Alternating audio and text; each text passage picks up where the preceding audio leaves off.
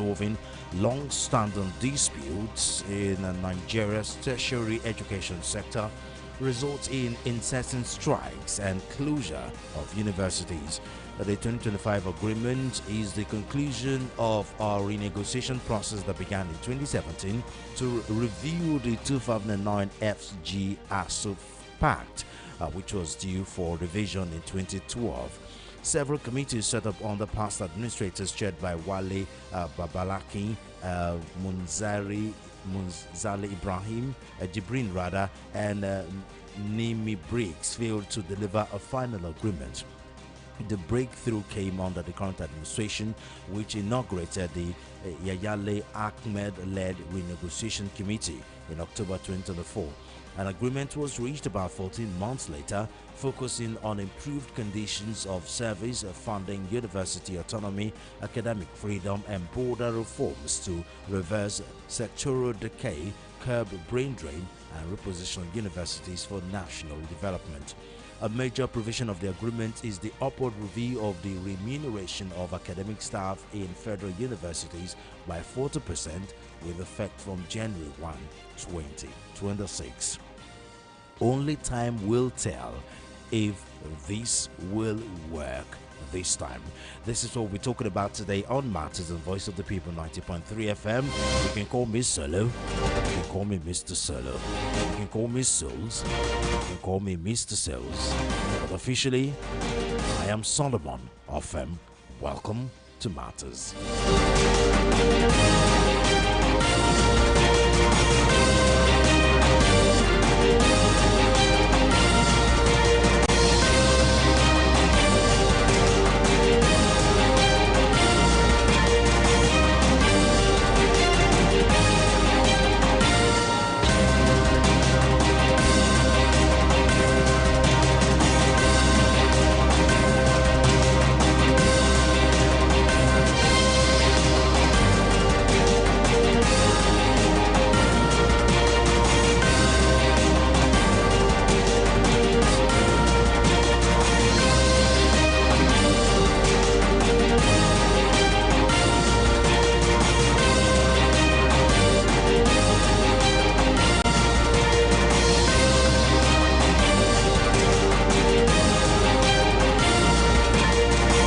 Just tuning in, this is Matters on Voice of the People 90.3 FM. What are we talking about today? The federal government and the Academic Staff Union of Universities, ASUU, have signed a new agreement aimed at improving the quality of university education system and ensuring stability. The new agreement replaces the 2009 pact that triggered several industrial actions over unresolved issues. The signing and unveiling of the agreement took place on Wednesday at the Tertiary Education Trust Fund TED Fund Conference Hall in Maitama, Abuja. The ceremony was attended by several dignitaries, including the Minister of Education, Dr. Maruf Alausa, the Minister of State for Education, Professor Suwaiba Ahmed. Speaking at the unveiling of the agreement, ASUU President, Professor Chris Piwuna, said that despite the union's history with the federal government, it remains optimistic that things will be different this time. He expressed hope that the union would not need to issue a strike threat before the federal government implemented the agreement reached by both parties. Also speaking at the event, the Minister of Education, Tunji Alausa, described the new agreement with ASUU as a decisive turning point in the history of Nigeria's tertiary education system. Now, the minister, in a television interview with Chenwo Kimbai Loye, also give details of what went into this new agreement. Take a listen.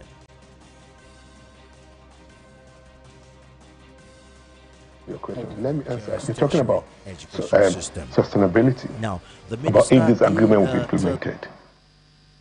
An agreement is a useful. It's not the beauty of any agreement is not at the point of signing the agreement. It's are the implementing phases of those agreements. Before today, we've already started implementation. The chairman of National Salary, Income and Wages Commission, the person of Mr. Inter, worked nights, several hours between December 29 and 30 to ensure that the circular to back up the various welfare components of the agreement was released. That circular has been released, and when we're negotiating the agreement, the president said, I will not give you the go-ahead to go and sign an agreement that I know I won't implement. As we went back and forth, the president, do I have the funding to do this? When the president was convinced that he had the funding, he signed off. Today, we have the funding to support the 40% salary increase that we've given our lecturers in all our tertiary institutions. We started with ASUU today. The enhanced and academic allowances, 9 of them in Hall, have been very structured, now well structured. The lecturers know, our academic staff know who is paying. They want the universities will pay. They want the federal government will pay via their personnel cost. And now, the president even went further and created a new category of allowance for our academic staff. It's called professorial cadre allowance, an enhanced additional allowance package. This was never. This President Bola Ahmed Tinubu came up with this idea. Is it a research base or just this allowance is for professor? Okay. For professors alone. As long as you're full-time professor, professorial chair, as long as you're a professor or you're a reader, you get that additional pot of money. Per annum or per session? It's been bucketed per into the salary, but you get it every month. And I can tell you, a professor will get almost over 140,000 naira top up every month. A reader will get about 70,000 top up additional every month. Never been created, never been done before.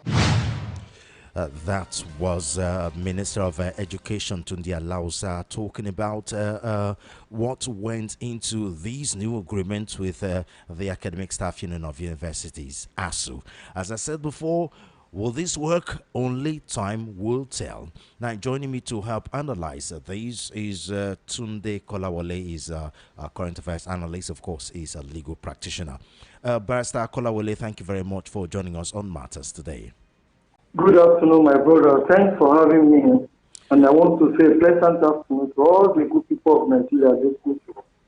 A pleasant afternoon to you. So, yesterday, the federal government and ASUU signed a new agreement after the 2009 agreement has been chaotic for years now, where successive administration have failed to keep their side of the bargain, thereby resulting with universities going on strike after strike after strike after strike.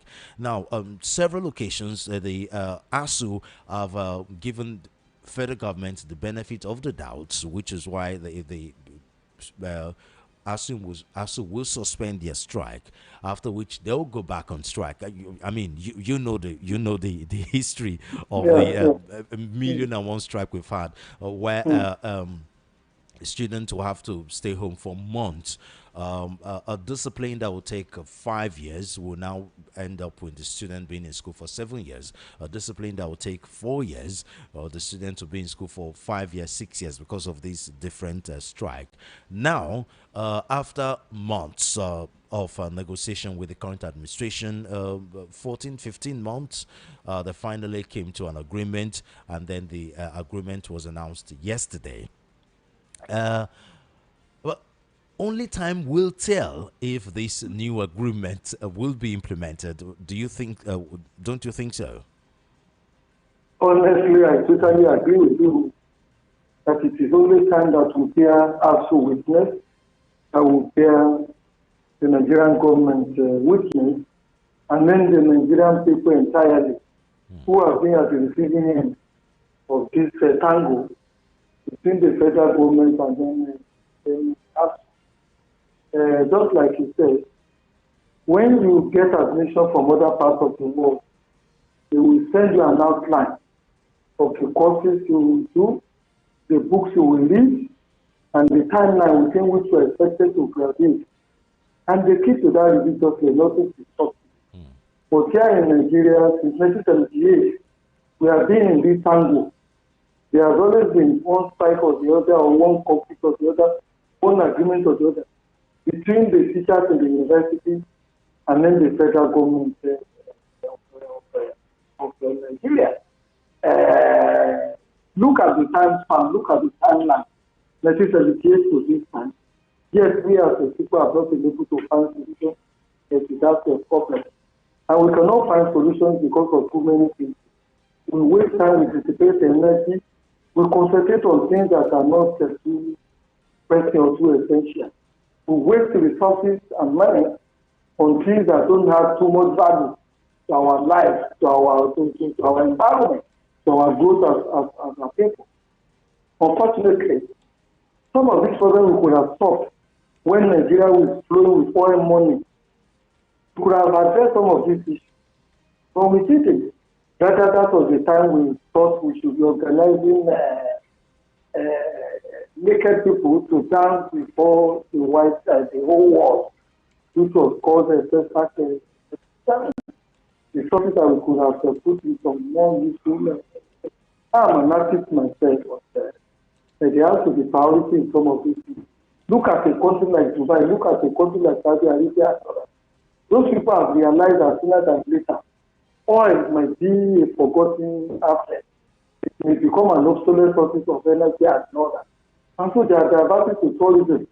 They are investing massively in artificial intelligence, mechatronics, robotics, and so many other things that they think that when the oil wealth is no tourism, but that when the oil wealth is no more there, they will not be in the limbo. They still be able to meet their needs and expenditures and all that. But that is not what we are doing in this part of the world. Rather, who source of money on a daily basis is being sunk into politics, which, in my humble opinion, I stand to be corrected, has very little or no value to the society. And unfortunately for us too, Nigeria, is due apology, has not been able to balance its budget for some time. That means that Nigeria is in deficit. It is not yet bankrupt, but it is on the brink of bankruptcy. So where the money will come up to meet the needs of us, I still don't know. Unfortunately, too, despite the fact that we have not been able to maintain the existing investment that we have in the country today, we are still establishing more, almost on a daily basis. Whereas it is not the building that makes a faculty or university.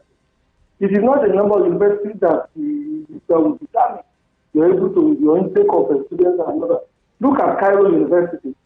University of Cairo, it takes thousands of students on a daily basis with a carefully arranged program, dispersed here and there, and then deploy cutting-edge technology to be able to educate the students. You and I will know that with technology now, online education, as it is today, within a thing of the past, there will be no more walls, no more walls of classrooms within which to study. They make the contact point for people who are studying engineering or studying medicine to do their practicals and all that. But the rigid and formal manner in which you have to go to class at one particular period of time, leave the place and then within the walls of the classrooms and all that will be a thing of the past very, very soon. So we could have deployed technology to at least more students rather than investing in universities that we are unable to cater for, that we are unable to finance. So with the finances of the country in Tata, and then with our committee or our reviewer to review the resources of money that is being sunk into this so-called Western democracy that is not adding value to our life, I doubt it whether the federal government will be able to assess or meet and solve the problem in the educational sector. Now, let's take a look at some of the agreement reached. A major highlight is a 40% upward review of the emoluments of university academic staff effective 1st January 2026 as approved by the National Salaries, Income and Wages Commission. The review is implemented through a consolidated academic tools allowance, CATA, which forms part of the salary structure and covers journal publications, conference participation, internet access, learned society membership, and book allowances. What do you think about this? Well, beautiful on paper. Yeah, Beautiful beautiful on paper, I paper.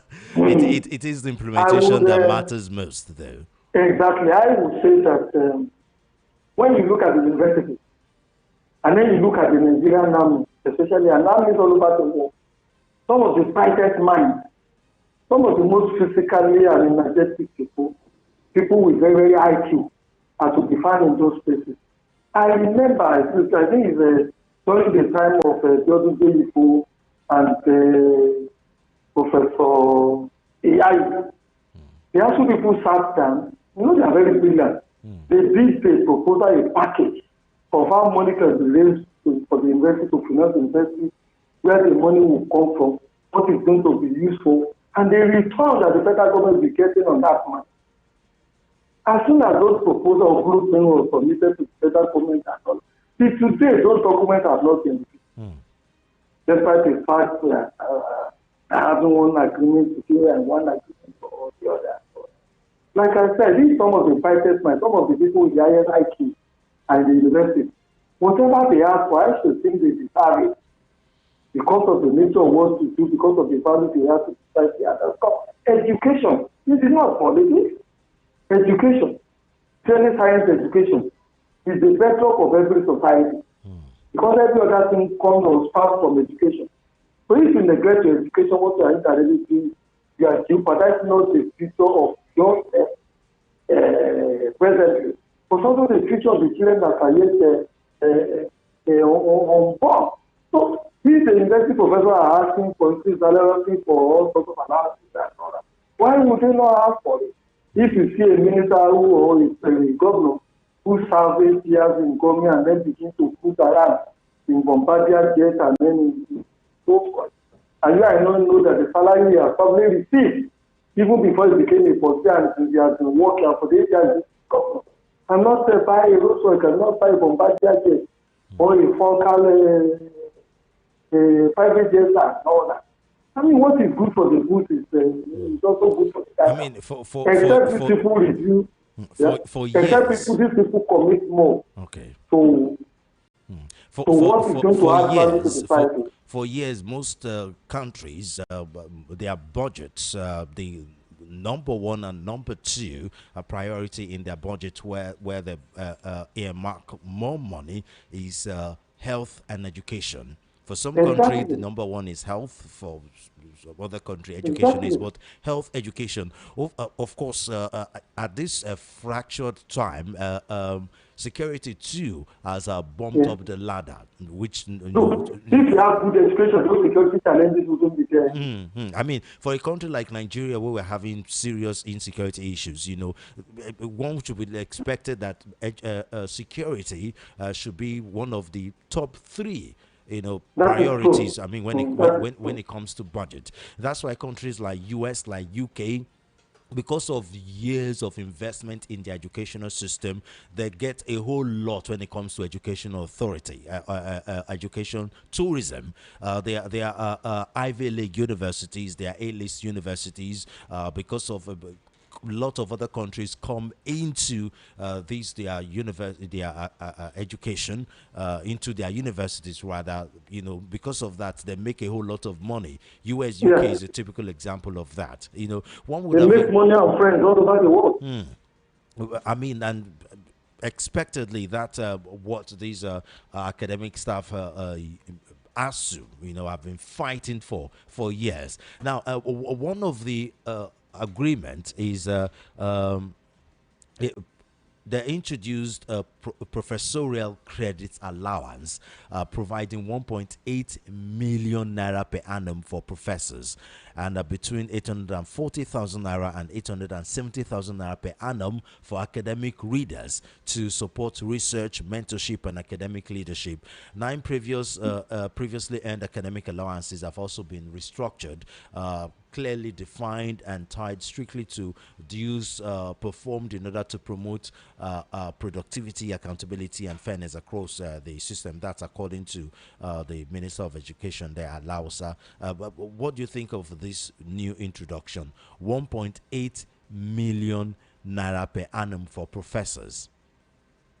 It is still a miracle sum of money in humble opinion. when you look at what other countries of the world commit to research. You know, this education that we are talking about is all about research, innovation, and invention. That is the ultimate goal of education, to solve society's problems. So if you don't put enough money in there to solve problems, you are not going to achieve much. Just like all the Ivy League that we mentioned in US, in Canada, and all that. Go and Google it and look at the amount of money that is voted into research and innovations and some of the things that we talked about. And in turn, the money that comes in. The 1.something million that you are talking about, can it buy you a very good telescope, the modern telescope, whatever that thing they use to monitor the activities of organisms and all that, taking cognizance of the value of the naira? Some of the reagents that they use can grant 1.5 million size. Some of the books that you have to buy all over the world, some of the journals that you have to buy all over the world to support your research activities and this size. For me, that is like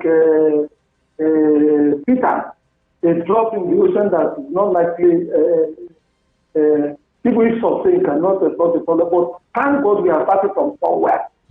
If we begin to see results in that area, if the government is committed to sustain that, and then they continue to improve it on another basis and all that, then we will be on the road to Jerusalem and what have you.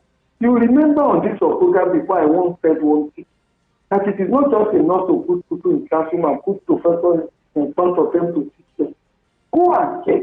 Most of the research institutes that we have in this country today, they are almost all of them are there.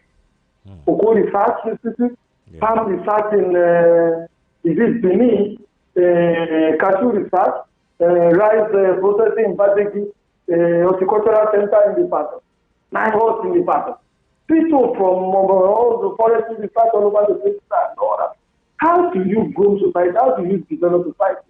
How do you want to invent things and then manufacture new quality technologies and producing technical technologies and all that? At the time of 20 years ago, we were doing a research, and we find out that in India, for example, there were more than 400 research institutes. I'm not talking about schools, but the schools are there. But in addition to those schools and all that, they have 400 research about 25 years ago that I'm talking now. When I was working in the Ministry of Science out there. They have about 400 research institutes and what have you. We don't even have to that, and we still are able to sustain our finance for them to be able to achieve or give us the results that they should give us. Look at the power challenge that we are talking about now. I was discussing with somebody yesterday and know that I said, when universities talk about power supply, it's great pain. If the universities have a mechanical engineering department, electrical, electronics, business department, computer science, and all that, if they are well motivated, if they are well financed, if we give them money to do research and all that, most of these universities are concerned it can be self-sufficient in terms of power supply and generation. But if their salaries are even not being regularly paid and all that, will a professor begin to conduct research or do innovation or begin to think about building the power plant in school on an empty stomach? There is no. Some of these problems can be isolated and addressed gradually and what we are now treating power supply as if it is a rocket science. In the area in which I live now, for almost 2-3 weeks now, life has been epileptic. You know, and it could be that it is epileptic because rainfall this last year wasn't much, and when the rainfall is not much, most of the dams that generate electricity will not have sufficient water to be able to turn their turbine and generate electricity. So if we are gradually been investing in solar and some other forms of wind energy and some other forms of energy and water, because we know that only the dry season there will be the challenge of the hydro dam to generate electricity and all that. We wouldn't be in the kind of problem we are now. I call it, but I call Oshobo, and all of them are still saying they are all up to having very serious power challenges in some of these areas. Well, like I said, the beautiful program which they have signed or agreement which they have signed, it is a good development, a step in the right directions and all that. But I still want to advise that the federal government should revisit some of the proposals and blueprints that ASUU has in fact given them. And I'm also fortunately submitting that the 1.something million contract in modern day, for God's sake, it will not even be enough to pay allowances and travel expenses, hotel accommodation to some of the staff assistants and some of the field officers that the professor will have to hire to be able to conduct a meaningful research.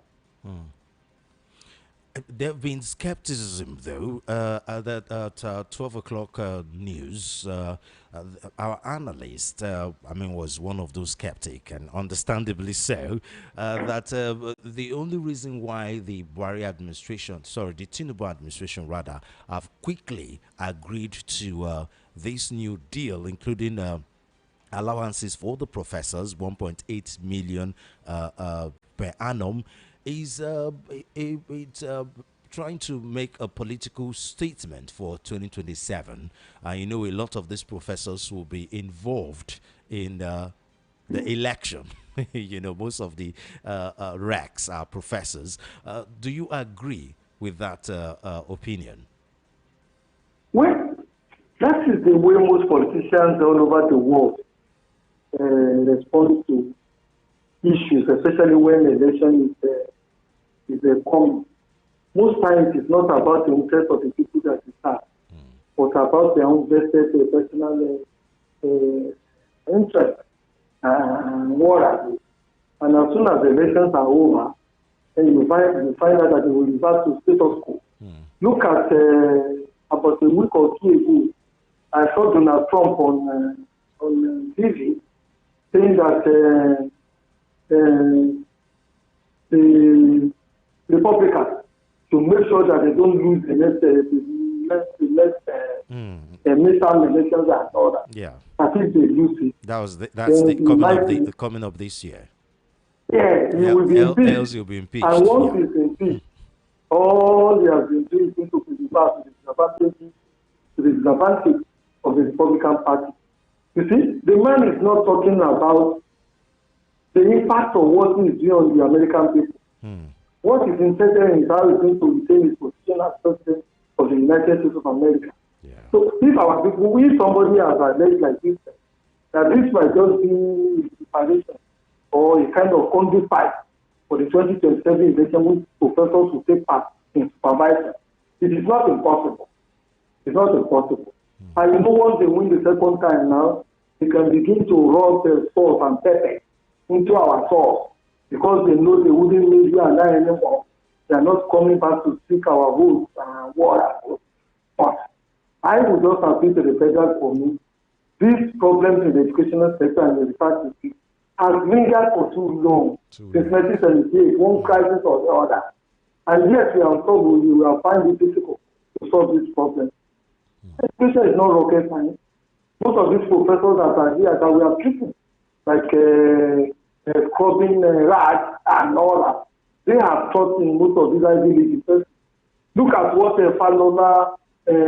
Professor Tony Falola is doing all over the world. I was watching one of his webinars. If you know the millions of people that tune into that webinar all over the world and all that, you'll be shocked. And it is a Nigerian professor who studies in the University of Ife here that the whole world will get there on a weekly basis. They get glued to his webinar series and what have you. There are still many of us professors within the of the world of Nigeria. If only they would give all they would have the opportunity, the kind of opportunity that Professor Tony Falola has had. So, let us please, for God's sake, reduce the cost of this democracy, reduce the cost of elections and all that. We are giving them a blueprint before which we wrote and all that. But most times we give them a blueprint, we are treated as an enemy, and then they begin to run all over the place. We can compare, we can reduce the number of elections that we do and make some of these things collegiate. Maybe at the state level, let's vote for councillors. The councillors will vote for House of Assembly members, and then the House of Assembly members, maybe among themselves, for any candidate who may have obtained the form, they will elect one of themselves as a governor. And then for the presidency, we can do that for the National Assembly people, House of Rep, and then the Senate And then from there too, somebody will emerge or somebody signifies interest and obtain the form and other. Out of how many years to be voted for as the president and the vice president and all that. You have reduced and solved a lot of problems. And then we can also, like we have been saying, make some of these things a part-time matter. Because in the First Republic, some of these offices were part-time matters. People only go to the House of Reps, House of Assembly, and then take sitting allowance, hotel allowances, or night allowances, and all that. And then they go back to their stations and all that. The professionalization of politics, which people now say, in my profession, or my job, or my work, is the that of a politician. Is anathema to the growth of this society. Let people contribute. Let them, most of them are lawyers, let them remain in the chamber and go to the assembly or go to recitals in some of these places and all that. And then we will empower the people, we will train them, we will equip them with cutting-edge technology and when with the education and all that.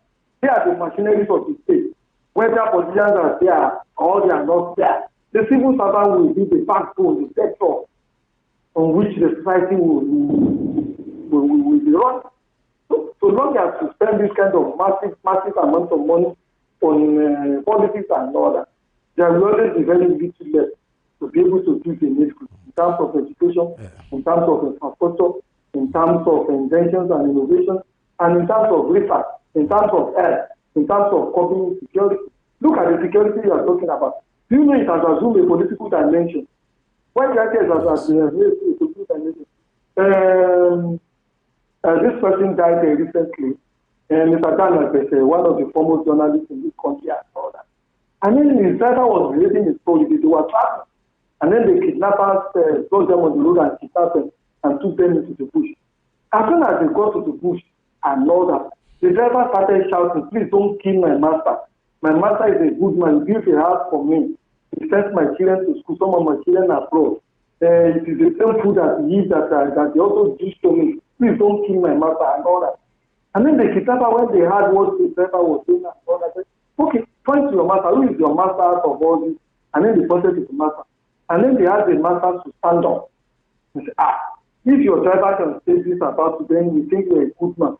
It is people like you that we need in this society and not those rotten eggs and water. And then they asked the driver and then they stand up. So go in peace, they gave them the key of their car and then they told the way in peace and all that. What those people are saying, the meaning of that are some of these issues I was talking about, has become a political issue.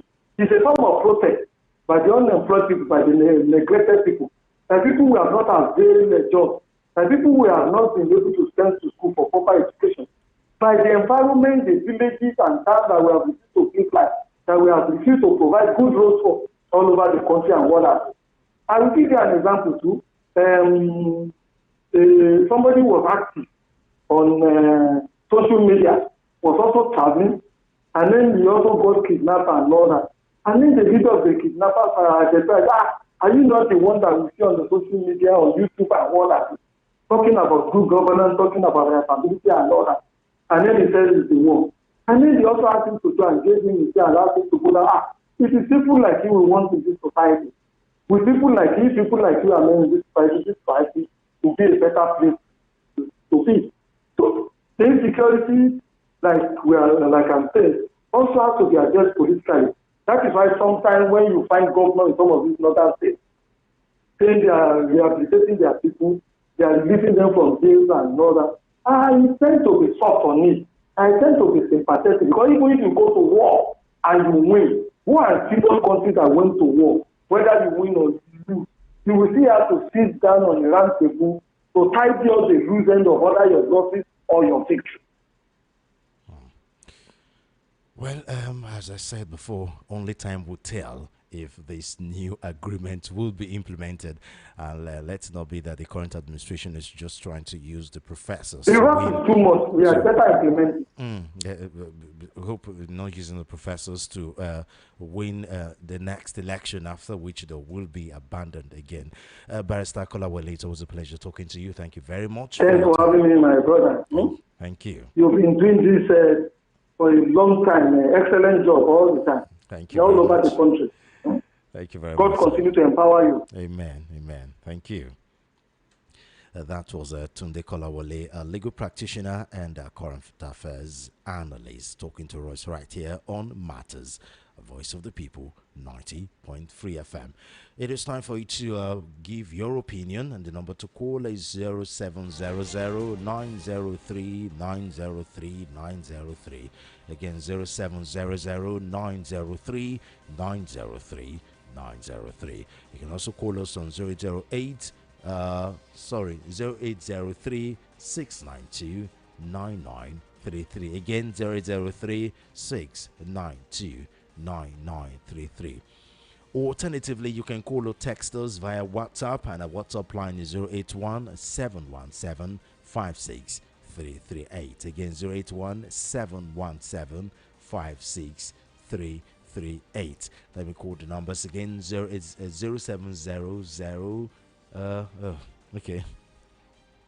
070 903 903 903. Again, 0700 903 903 903 and 003 692 9933. Our first caller. Hello. Hello. Good afternoon. Thank you for joining us. Good afternoon. Can you move away from the radio TV set, please? We're getting a whole I've already done that. Okay. This is Solomon. My headache from yesterday up to now is the issue of Tunji Bello that has issued a threat to a community. Okay. A part of Nigeria. Today we're talking about this new ASUU federal government agreement. That's what we're talking about now. What are we talking about? The new FG ASUU agreement. The federal government and ASUU signed a new fresh agreement yesterday. All right. That's the topic for this afternoon. Yes, that's the topic for this afternoon. Yes, sir. Well, to me, it's left for ASUU because that is an organization we suppose that they are supposed to have known it all in life.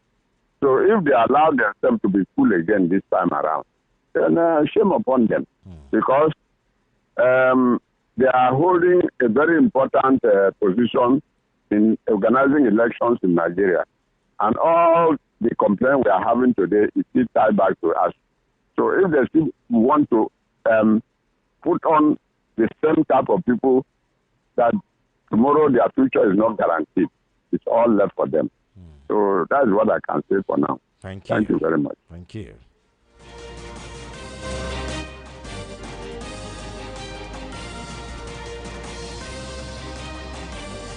Hello.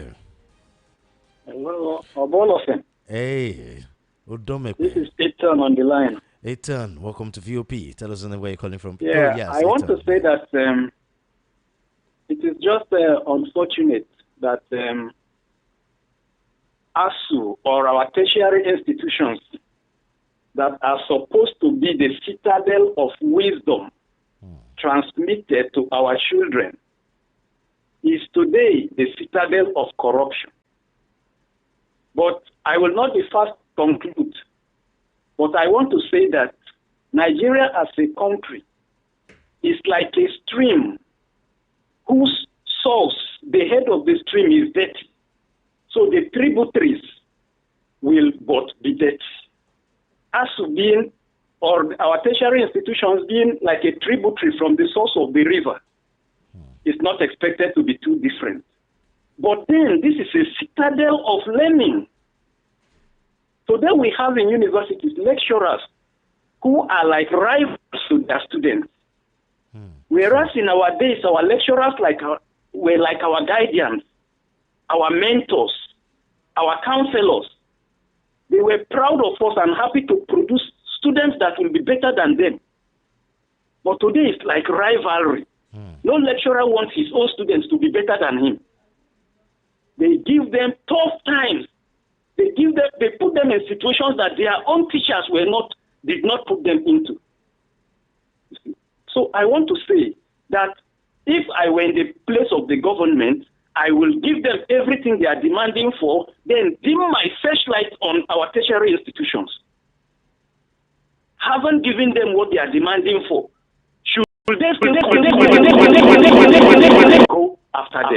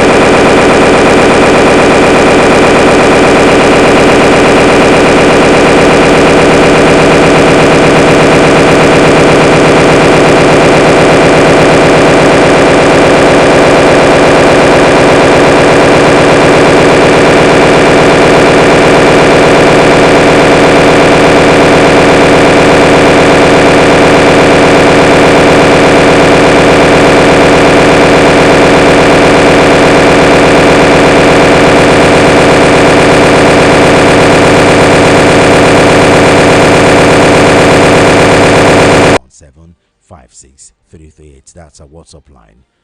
Hello. Hello, good afternoon, Good Mr. afternoon. So. Yes, so welcome to V. Tell us your name. Where are you calling from, please? Yeah, my name is Shola. I'm calling from Egoda. Okay, Can you hear me very well? Clearly, go ahead. Okay, yes. See, anything that the devil gives to you, the devil gives you a chicken, he will use it to collect human being. I'm going to liken it to this federal government. Okay, now, you see, the act in itself is good, but why now? Election is getting close. You must